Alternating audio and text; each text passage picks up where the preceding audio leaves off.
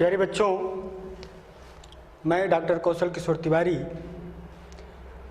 इस virtual class में आप सभी का स्वागत करता हूं। अध्याय 2 आंकड़ों का संग्रह भाग 2 लेकर के आज आपके सामने उपस्थित हुआ हूं। प्यारे बच्चों, आज हम जिन बिंदुओं पर चर्चा करेंगे वो इस प्रकार है। सबसे पहले कि पिछले भाग में हमने आपके सामने कौन सी तथ्य, कौन सी चीज़ें आपके सामने रखा, उस पर चर्चा की जाएगी। आंकड़ों के संकलन की विधियों के बारे में आज चर्चा होगा। संगणना या जनगणना एवं प्रतिदर्श सर्वेक्षण के बारे में चर्चा होगी। प्रतिदर्श की विधियों के बारे में भी आज हम लोग कुछ जानेंगे और उसके बाद आपके लिए अभ्यास कार्य दिए जाएंगे। प्यारे बच्चों, पिछले भाग में हम लोग आंकड़ों के स्रोत के बारे में, आंतरिक स्रोत, बाह्य स्रोत और बाह्य स्रोत के 2 प्रकार के बारे में हम लोग जाने कि प्राथमिक आंकड़े क्या होते हैं और द्वितीयक आंकड़े क्या होते हैं। उसके बाद कैसे संग्रहित किया जाता है, अर्थात प्रश्नावली को कैसे तैयार किया जाता है, उनमें किन किन प्रश्नों को रखना चाहिए, कैसे रखना चाहिए, इस बातों पर चर्चा हुई। और सर्वेक्षण की तैयारी कैसे हो इत्यादि के बारे में जाना गया। उसमें पूछे जाने वाले प्रश्न के प्रकार कौन कौन से हैं, उन पर भी बात बनी। प्यारे बच्चों, आज हम लोग जिन तथ्यों के बारे में जानेंगे उसमें सबसे पहला है कि आंकड़ा संग्रह की विधि क्या है। प्यारे बच्चों, जो आंकड़े बाह्य स्रोत से हम प्राप्त करते हैं, प्राथमिक और द्वितीयक, तो यह प्राथमिक आंकड़ों के संग्रह की कुछ प्रमुख विधियां हैं जिनके बारे में आपको जान लेना है। एक शोधकर्ता, एक अनुसंधानकर्ता, एक जांचकर्ता जब वह आंकड़ा संग्रह करने के लिए क्षेत्र में जाता है तो उसके सामने 3 विधियां होती हैं प्रमुख रूप से, जिनमें से वह अपने शोध के उद्देश्य के अनुसार, शोध के क्षेत्र के अनुसार इन विधियों का चयन करता है। इसमें सबसे पहला है वैयक्तिक साक्षात्कार। प्यारे बच्चों, इस विधि के अंतर्गत शोधकर्ता अपने शोध क्षेत्र में आने वाले प्रत्येक इकाई से स्वयं मिलता है और प्रश्नावली जो उसने तैयार किया है वह लेकर के उनके सामने उपस्थित होता है और उस प्रश्नावली से संबंधित प्रश्नों को पूछ करके और उत्तर प्राप्त करता है। अर्थात इस वैयक्तिक साक्षात्कार में 2 पक्ष होते हैं, एक गणनाकार होता है और दूसरा उत्तरदाता होता है। ये 2 पक्ष मिलकर के ही उस शोध का, समस्या का समाधान करने के लिए आंकड़ों को एकत्र करते हैं। इसके लाभ और दोष के बारे में अभी हम बात करेंगे। तो वैयक्तिक साक्षात्कार में आप लोग समझ लीजिए कि वह स्वयं प्रत्यक्ष रूप से उस उत्तरदाता के सामने प्रस्तुत होता है और प्रस्तुत होने के पश्चात आंकड़े स्वयं में एकत्रित करता है, वैयक्तिक साक्षात्कार कहलाता है। दूसरा है डाक द्वारा सर्वेक्षण, अर्थात प्रश्नावली भेजना। प्यारे बच्चों, जब शोधकर्ता दूर दराज की क्षेत्रों से आंकड़े एकत्रित करना चाहता है तो इसके लिए वह डाक विभाग का सहयोग लेता है, अर्थात पत्रों को, प्रश्नावली की सूची जो है उन प्रश्नावलियों को उनके पते पर भेज करके नियत समय में इस निवेदन के साथ भेजता है कि वह नियत समय में उनका उत्तर भेज दे। तो ऐसे डाटा संग्रह की जो विधि है उसको हम डाक द्वारा सर्वेक्षण कहते हैं। तीसरा जो आपके सामने बिंदु है वह है टेलीफोन साक्षात्कार। प्यारे बच्चों, वर्तमान समय तो मोबाइल का युग है, लेकिन अभी कुछ दशक पहले टेलीफोन के माध्यम से एक शोधकर्ता, गणनाकार प्रश्न की सूची जो बनाया है, प्रश्नावली जो रखा है, उसके अनुसार टेलीफोन करके उस व्यक्ति से आंकड़े प्राप्त करता है। तो इस प्रकार की आंकड़ा संग्रह की विधि को हम टेलीफोन साक्षात्कार विधि कहते हैं। वर्तमान समय में SMS के माध्यम से भी आंकड़ा संग्रह करने का प्रचलन बढ़ा हुआ है। शॉर्ट मैसेज सर्विस, संक्षिप्त संदेश सेवा के माध्यम से भी आंकड़ा संग्रह किया जा रहा है।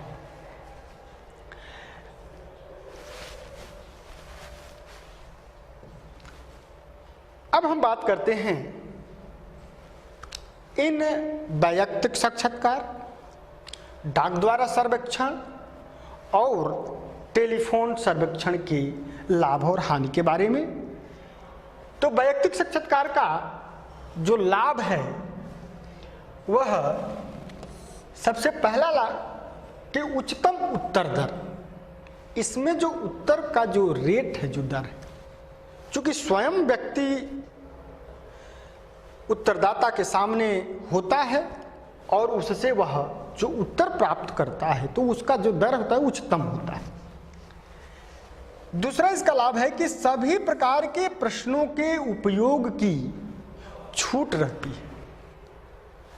जितना भी प्रश्न पूछा जाए वह पूछ सकता है, क्योंकि सामने होता है तो वह उनके प्रकृति के अनुसार भी, उनके अन्य सूचनाएं भी वो हंसी में वह प्रश्न पूछ सकता है और उत्तर प्राप्त कर सकता है। तो सभी प्रकार के प्रश्नों के उपयोग की छूट रहती है। तीसरा जो इसका लाभ है कि मुक्तोत्तर प्रश्नों के उपयोग के लिए यह बेहतर होता है। प्यारे बच्चों, हमने आपको प्रश्नावली में जो प्रश्न दिए जाते हैं उनके प्रकार के बारे में आपको बताया था कि उसमें मुक्तोत्तर प्रश्न होता है, अर्थात जो उत्तरदाता होता है वह मुक्त होकर के उत्तर देता है। मतलब वो कहीं से बंधा नहीं है, किसी चीज़ के ऊपर किसी प्रकार का उसे कोई दबाव नहीं है, वह मुक्त होकर के अपने उत्तर को देने का प्रयास करता है। और इसके लिए चूंकि सामने गणनाकार मौजूद होता है इसलिए वह निसंकोच उत्तर देता है। तो मुक्तोत्तर प्रश्नों के लिए यह सबसे बेहतर विधि है, प्रणाली है। अगला है अस्पष्ट प्रश्नों के लिए स्पष्टीकरण का अवसर। प्यारे बच्चों, यदि अगर हम प्रश्नावली की सूची बना करके और उत्तरदाता के पास भेज चुकी हैं तो कुछ ऐसे प्रश्न होता है जिसमें वह स्पष्ट नहीं हो पाता है, उसके लिए कठिन होता है। तो इस प्रणाली के तहत, इस विधि के तहत जहाँ पर व्यक्ति स्वयं मौजूद होता है तो वह जो प्रश्न अस्पष्ट हैं वह उसके लिए स्पष्ट करने का अवसर मिल जाता है, अर्थात गणनाकार उस प्रश्न को स्पष्ट कर देता है और जिसके परिणाम स्वरूप जो उत्तरदाता है वो बड़ी आसानी से उत्तर दे देता है। तो ये सभी वैयक्तिक साक्षात्कार के लाभ हैं।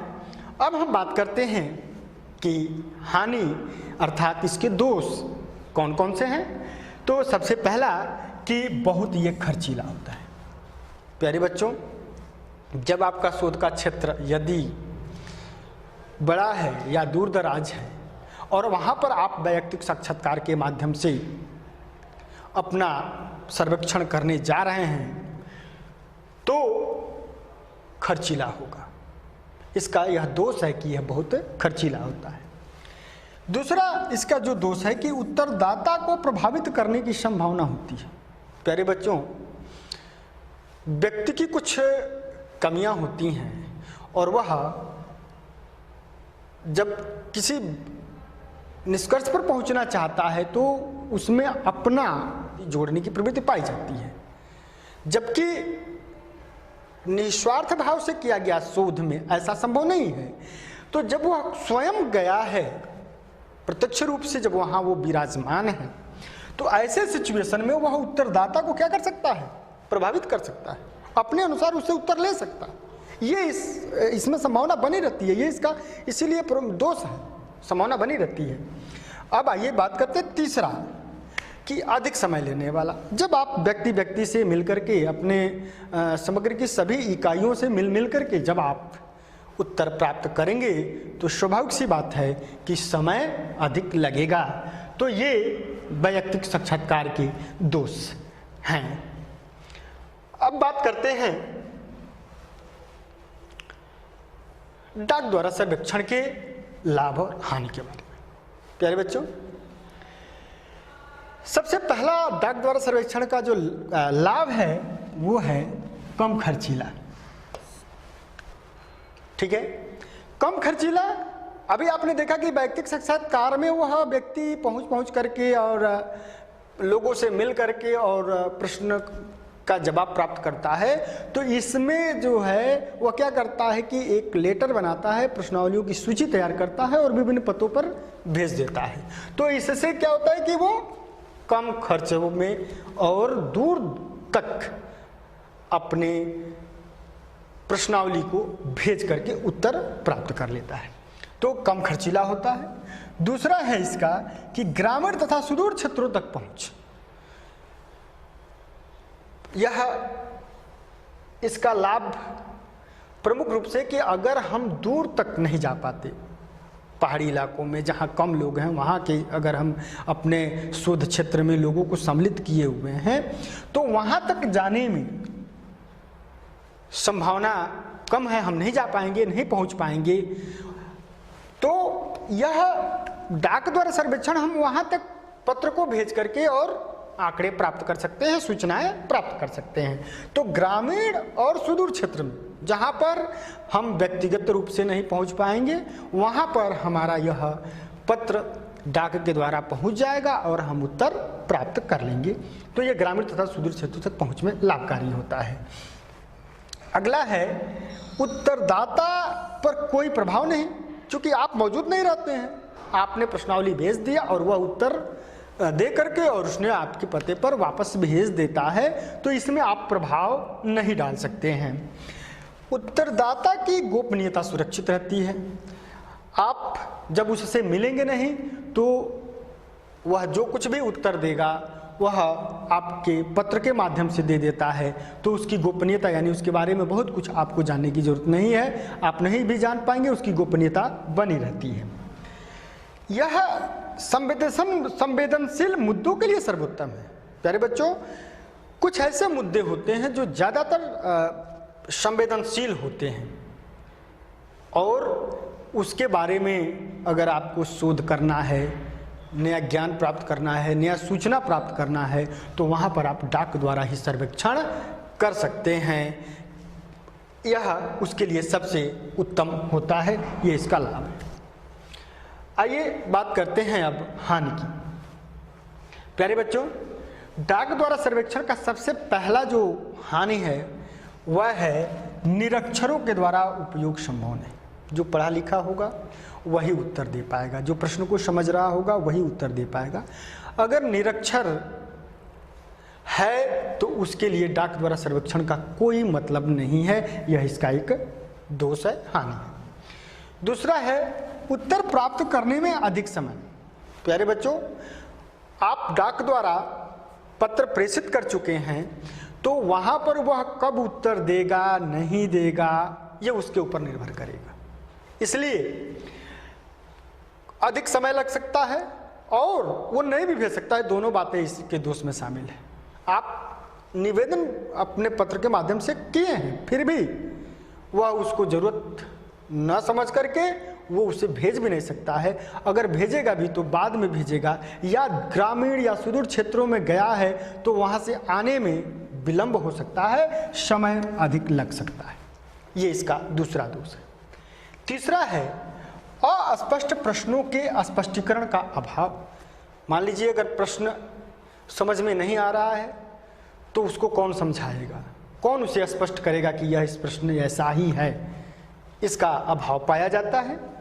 और अंतिम जो इसका दोष है कि प्रतिक्रियाएं देखना संभव नहीं। प्यारे बच्चों, उत्तर देते समय जैसा कि वैयक्तिक साक्षात्कार में वह जो गणनाकार है वह उत्तरदाता की प्रतिक्रियाएं देख सकता था, लेकिन यहाँ पर वह प्रतिक्रियाएं देखना संभव नहीं है। ये इसके हानि है। अब बात करते हैं टेलीफोन साक्षात्कार की। प्यारे बच्चों, यह भी एक प्रचलित विधि है सर्वेक्षण की। तो इसमें जो सर्वेक्षण किए जाते हैं उसके अपने लाभ और हानि हैं। लाभ पर बात करते हैं। सबसे पहला है अपेक्षाकृत कम खर्चीला। अगर इनका तुलना किया जाए वैयक्तिक से या डाक द्वारा टेलीफोन से, डाक द्वारा सर्वेक्षण से, तो यह कम खर्चीला होता है, क्योंकि घर बैठे ही हम डायल करके और उस व्यक्ति से संपर्क कर सकते हैं। दूसरा है उत्तरदाता को प्रभावित करने की अपेक्षाकृत कम संभावना। दोनों में ही आपने देखा कि कम संभावना तो डाक द्वारा सर्वेक्षण में भी था, इसमें भी आप प्रभावित नहीं कर सकते हैं, इसकी भी कम संभावना होती है, ये इसका लाभ है। और तीसरा अपेक्षाकृत उच्च उत्तर दर। उच्च उत्तर दर इसमें भी होता है, वैयक्तिक साक्षात्कार में भी उच्च उत्तर दर प्राप्त होता है और इसमें भी उच्च उत्तर दर प्राप्त होता है। तो यह इसके टेलीफोन साक्षात्कार के लाभ हैं। हानि है सबसे पहला कि सीमित उपयोग। प्यारे बच्चों, इस टेलीफोन साक्षात्कार का उपयोग सीमित होता है, क्योंकि बहुत जगह या बहुत लोगों के पास टेलीफोन नहीं है, तो वो उनसे मुलाकात नहीं हो सकती है, न वो उसका उत्तर दे सकते हैं, तो इसका सीमित उपयोग होता है। शहरों में ही सीमित हो सकता है, ग्रामीण अंचल सुदूर क्षेत्रों में पहुंचना कठिन है। दूसरा, प्रतिक्रियाएं देखना इसमें भी संभव नहीं है, क्योंकि दोनों लोग अलग अलग होते हैं, दोनों एक दूसरे को देख नहीं सकते, तो प्रतिक्रियाएं देखना भी संभव नहीं है। और तीसरा इसका हानि है कि उत्तरदाताओं को प्रभावित करने की संभावना इसमें विद्यमान रहती हैं, क्योंकि आप टेलीफोन के माध्यम से आप उसे अपने बातों से प्रभावित कर सकते हैं, तो यह एक संभावना बनी रहती है। ये इसके हानि है। प्यारे बच्चों, तीनों के अपने अपने गुण और दोष हैं। इन गुण और दोषों को जानने के पश्चात एक शोधकर्ता अपने शोध उद्देश्य, शोध क्षेत्र के अनुसार चयन करता है। अब बात करते हैं प्रायोगिक सर्वेक्षण। प्यारे बच्चों, यह एक टॉपिक आपके लिए आवश्यक है, और यह इसलिए आवश्यक है, यह जानना जरूरी है कि जब आप प्रश्नावली तैयार करते हैं तो उस प्रश्नावली का एक बार परीक्षण हो जाना आवश्यक है। इसलिए उस प्रश्नावली का अपने शोध क्षेत्र के कुछ इकाइयों पर पहले उपयोग करके और आप उसकी उपयोगिता को मापने का जो प्रयास करते हैं उसको ही प्रायोगिक सर्वेक्षण कहा जाता है। प्यारे बच्चों, इस प्रायोगिक सर्वेक्षण को प्रश्नावली पूर्व परीक्षण भी कहा जाता है। आप अपने शोध के जो फाइंडिंग्स हैं, जो प्राप्त करने के लिए आपने शोध करने जा रहे हैं, उसके कुछ अनुमान आप पहले लगा सकते हैं यदि आप प्रायोगिक सर्वेक्षण करने जा रहे हैं तो। इसलिए एक कुशल शोधकर्ता प्रायोगिक सर्वेक्षण का प्रयोग करता है जब वो प्रश्नावली तैयार कर लेता है। प्रश्नावली के प्रश्न त्रुटि रहित हो जाते हैं, उसका जो निर्देशन है वो निर्देशन स्पष्ट है कि नहीं है इस बात का पता चल जाता है। इसलिए आप प्रायोगिक सर्वेक्षण कर लें जब आप प्रश्नावली तैयार किए हैं। प्रायोगिक सर्वेक्षण के बाद अब हम बात करेंगे संगणना, जनगणना तथा प्रतिदर्श सर्वेक्षण की। प्यारे बच्चों, यह सर्वेक्षण हमें बताता है कि जब आप अपने शोध के उद्देश्य के अनुसार इकाइयों का जब चयन करने जाते हैं तो वो इकाई का क्या योगदान आपके शोध में होना चाहिए। क्या प्रत्येक इकाई आपके लिए उपयोगी है या उनमें से कुछ इकाइयाँ आपके लिए उपयोगी हैं, यह आपके लिए जानना आवश्यक है। उसी के संदर्भ में आपका संगणना या जनगणना या प्रतिदर्श सर्वेक्षण की बात की जा रही है। प्यारे बच्चों, संगणना विधि या पूर्ण विधि का जो उद्देश्य होता है वह समग्र की प्रत्येक इकाई से सूचना प्राप्त करना होता है। अर्थात अगर यह आवश्यक है कि नहीं, हमें उस समग्र की प्रत्येक इकाई से हमें सूचना चाहिए, हमें आंकड़े चाहिए, तो आपको जनगणना सर्वेक्षण करना आवश्यक हो जाता है। अन्वेषण की इस विधि में समग्र की प्रत्येक इकाई का समावेश किया जाता है, इसलिए इस विधि को संगणना विधि या पूर्ण गणना विधि कहा जाता है। प्यारे बच्चों, ये आपके सामने एक चित्र है जिसको देख करके आप भली भांति परिचित हो गए होंगे कि यह एक व्यक्ति जिसका घर है और ये एक व्यक्ति जो जनगणना विभाग से हैं और इनके वहाँ पहुँचे हैं और रिक्वेस्ट कर रहे हैं कि मैं जनगणना विभाग से हूँ और क्या आपके कीमती समय से 15 मिनट मैं ले सकता हूँ। यह जो क्रिया कर रहे हैं यह क्रिया ही जनगणना या पूर्ण गणना सर्वेक्षण कहलाता है। प्यारे बच्चों, आप देखे होंगे कि भारत सरकार प्रत्येक 10 साल पर जनगणना कराती है। उस जनगणना को ही हम जनसंख्या अथवा संगणना कहते हैं और इसमें प्रत्येक व्यक्ति, प्रत्येक सदस्य से उसकी सूचनाएं, उससे संबंधित आंकड़े जनगणना विभाग के लोग प्राप्त करते हैं। तो यही उसको कहा जाता है, यानी कि जो जनगणना आपके देश में होता है हर 10 साल पर, 2001 में, 2011 में हुआ और अब 2021 में होने वाला था, लेकिन इस महामारी की वजह से नहीं हो पाया, जो आगे होने वाला है। तो ये जो जनगणना होगा इसको ही हम संगणना या पूर्ण गणना सर्वेक्षण कहते हैं।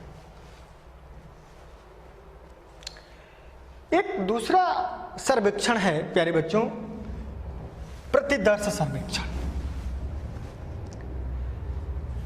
इस सर्वेक्षण में होता क्या है कि बहुत से ऐसे शोध होते हैं जहां पर समग्र की प्रत्येक इकाई की जरूरत नहीं पड़ती है। उनके बारे में सूचना की जरूरत नहीं पड़ती है, बल्कि उनमें से कुछ इकाइयों के बारे में आंकड़े प्राप्त हो जाते हैं और उसके आधार पर हम समग्र का अनुमान लगा लेते हैं। उसको ही हम प्रतिदर्श सर्वेक्षण कहते हैं। प्रतिदर्श विधि में समग्र की प्रत्येक इकाई का अध्ययन नहीं किया जाता, अधिक समग्र में से कुछ प्रतिनिधि इकाइयों का अध्ययन किया जाता है। यह आवश्यक नहीं है कि समग्र की संपूर्ण इकाइयों का अध्ययन करने पर ही उचित निष्कर्ष निकाले जाएं। विशाल समग्र में से कुछ प्रतिदर्श का अध्ययन करने पर भी हमें उचित निष्कर्ष प्राप्त हो सकते हैं। तो क्या जरूरत है हमें बड़े की सभी इकाइयों का अध्ययन करने की? यदि अगर हमें प्राप्त हो जाए, उनमें से कुछ इकाई प्राप्त कर लें और उसके आधार पर जो निष्कर्ष निकालें, उसके आधार पर सारी चीज़ें स्पष्ट हो जाती हैं। जो अनुमान लगाते हैं वो सत्य के करीब होता है। इसमें यह आवश्यक है कि ये प्रतिदर्श समग्र का प्रतिनिधित्व करने वाले हों। इस प्रकार प्राप्त निष्कर्ष समग्र पर लागू होते हैं। जो निष्कर्ष प्राप्त होता है उसे हम पुनः समग्र पर लागू कर देते हैं। अतः जब समग्र में से कुछ इकाइयों का अध्ययन किया जाता है तो उसे प्रतिदर्श विधि द्वारा किया गया अनुसंधान कहते हैं। प्यारे बच्चों, एक आपके सामने ये फिगर है। राजकीय माध्यमिक विद्यालय में पूरे 500 बच्चे हैं, 500 छात्राएं हैं और इन 500 छात्रा जो है ये समग्र को प्रदर्शित कर रही है। अर्थात यदि ये 500 छात्राओं में से प्रत्येक इकाई का अगर आप आंकड़ा प्राप्त करेंगे तो यही संगणना कहलाएगा। लेकिन अब आवश्यकता क्या है कि नहीं, हम सब इकाइयों का अध्ययन न करके कुछ इकाइयों का हम अध्ययन कर लें और पुनः इन पर तो लागू हो जाएगा। अर्थात अगर हम इनके आयु के बारे में जानना चाहें कि इस विद्यालय में या एक कक्षा, अगर हम इसको कह दें कक्षा, मान लीजिए अगर ये 11 है तो 11 कक्षा में जो 500 छात्राएं हैं ये किस आयु वर्ग के हैं, तो सभी की आयु न जानते हुए बल्कि इसमें से 50 का, हम इसमें से 50 छात्राओं का हम आयु जान लिए। अब उसके बाद हम ये इस निष्कर्ष पर पहुंच सकते हैं कि राजकीय माध्यमिक विद्यालय के अंतर्गत कक्षा 11 में पढ़ने वाले छात्राओं का जो आयु है वह यह होता है। तो इस प्रकार से जो हम इनमें से कुछ चुने हुए इकाइयों को, ध्यान रहे, कुछ चुने हुए इकाइयों को ही जब हम अपने अध्ययन सामग्री में सम्मिलित करते हैं, अपने शोध के विषय क्षेत्र में सम्मिलित करते हैं, तो वह प्रतिदर्श विधि द्वारा किया गया अनुसंधान कहलाता है। अब बात करते हैं प्रतिदर्श की विधियां। जैसा कि आपने देखा कि हम उनमें से कुछ इकाइयों को बाहर कर रहे हैं, ले रहे हैं और इस पर हम अपना शोध करेंगे। उन इकाइयों से हम सूचनाएं, आंकड़े प्राप्त करेंगे। तो ये प्रतिदर्श किस आधार पर आपने ले लिया, क्या किसी को भी चयन कर लिया, कहीं से उठा लिया, ये चीज़ें जानने के लिए आपको विधियों से गुजरना पड़ेगा। अर्थात प्रतिदर्श की विधियां क्या होती हैं? तो दो प्रकार से प्रतिदर्श लिए जाते हैं। एक दैव यादृच्छिक प्रतिचयन यानी रैंडम सैंपलिंग, और दूसरा अदैव या अयादृच्छिक प्रतिचयन नॉन रैंडम सैंपलिंग। प्यारे बच्चों, दैव अर्थात चांस पर आधारित, दैव कहा जाता है कि हम और उसमें से हमने आंकड़े ले लिया। जैसे आप जाते हैं, इसका एक उदाहरण है कि जब आपके घर माँ या बहनें जब चावल बनाती हैं तो उसमें से 2-4 चावल निकाल करके और जान जाती हैं, जिसके आधार पर पूरे का अनुमान लगा लेती हैं। वो बिल्कुल दैव के आधार पर होता है। अदैव यानी नॉन रैंडम, अर्थात इसमें कुछ आप एक अपने सिस्टम को डाला, एक व्यवस्थित तरीके से आपने उसको किया, प्रतिबंधित कर दिया, तो वो अदैव या अयादृच्छिक प्रतिचयन होते हैं और उसके आधार पर आप आंकड़ों का चयन करते हैं। तो दैव यादृच्छिक प्रतिचयन में सरल या निर्वात दैव प्रतिदर्श होता है, प्रतिबद्ध दैव प्रतिदर्श होता है। अदैव में सविचार सुविधानुसार और कोटा प्रतिदर्श होता है।